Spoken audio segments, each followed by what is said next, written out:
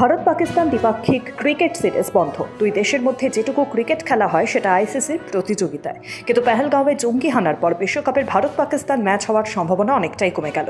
পেহেলগাঁও কাণ্ডের পর থেকেই ভারত পাকিস্তান সম্পর্ক আরও জটিল হয়েছে, আর তার প্রভাব পড়তে চলেছে ক্রিকেটেও।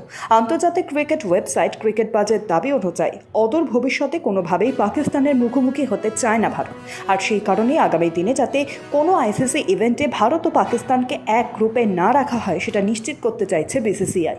নিতান্তই যদি নকআউট পর্বে দুই দলে দেখা হয়ে যায় সেটা নিয়ে তখন ভেবে দেখা যাবে, যদিও সরকারিভাবে এই ধরনের কোনো চিঠির কথা বিসিসিআই স্বীকার করেনি। ইতিমধ্যেই পেহেলগাঁও হামলার প্রেক্ষিতে করা অবস্থান নিয়েছে বিসিসিআই। বোর্ড সভাপতি রাজীব শুক্লা বিবৃতি দিয়ে জানিয়েছেন, আগামী দিনে পাকিস্তানের সঙ্গে দ্বিপাক্ষিক সিরিজ খেলার কথা ভাববেও না বিসিসিআই।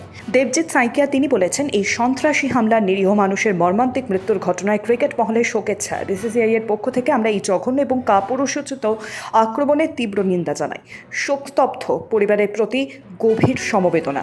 কঠিন সময় আমরা তাদের পাশে রয়েছি। এরপর বিসিসিআই যদি কোনো চিঠি দিয়ে থাকে তাহলে আশ্চর্যের কিছু থাকবেন না বলে মনে করছেন ক্রিকেট মহল। Bureau report, sky news Bangla.